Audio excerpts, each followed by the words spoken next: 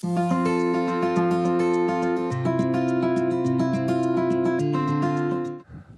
well, we are standing in one of our hairy vetch trials. So these were fall planted, and now it's early June here in south central Nebraska.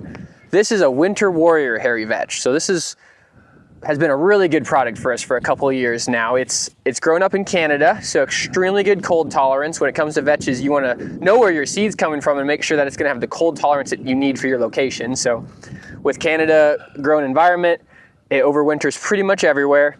You can see it's just a really nice plot. It's in full bloom, beautiful purple flowers. We're fixing a ton of nitrogen. It wouldn't surprise me if we have over 200 pounds above ground here in the biomass. And when it comes to nitrogen in hairy vetch, it really is a hockey stick kind of growth in the spring. So if you're looking to fall plant vetch and you want to grow a lot of nitrogen for next year's corn crop, if you go out there in early March, probably nothing's really there. It's suddenly in April, you'll start seeing some plants and filling in. Late April, early May, that's when you really start taking off. And a couple days in May can mean real pound accumulations in terms of nitrogen. So you can't plant a vetch plant in October and expect 100 pounds of nitrogen May 1st. You're gonna have to get into May a little bit before you get there. But before you know it, you'll have the nitrogen you're looking for. So excellent cold tolerance. Great for the pollinators. There's a lot of bees out here crawling around today, and just a really good hairy vetch variety. Yeah, so Winter Warrior is one of the newer varieties of vetch that we're carrying.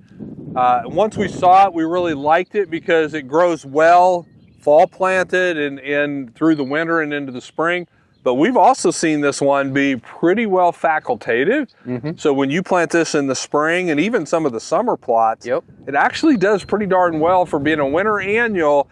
It can be planted in the spring, not have to vernalize, and still give us a lot of growth. So it's a real flexible variety. Now I wanted to show you, because when you go out here and you look, this is maybe 2 feet tall. But if you get out here and look at what these plants are like, I mean, this vetch plant is, more than 6 feet tall. It's just very viney, has these long tendrils. And if this had something to climb, it would climb all the way up to the top of that. So again, vetch in a mix is awesome because it'll climb up whatever has a little bit more of a structure. Then I also dug this up because, we've got good nodulation coming on here. The vetch nodules are relatively small, so sometimes they're a little hard to see, but we've got good nodulation from the roots. We've got some good pink color in there, showing that they're actively producing nitrogen. So you should always be looking, digging up your legumes, checking to make sure they're nodulating, fixing nitrogen, and doing the job that they're there to do. So we're excited about this variety. We think it's one of the top ones. Again, Canadian grown. We're growing some in northern Montana.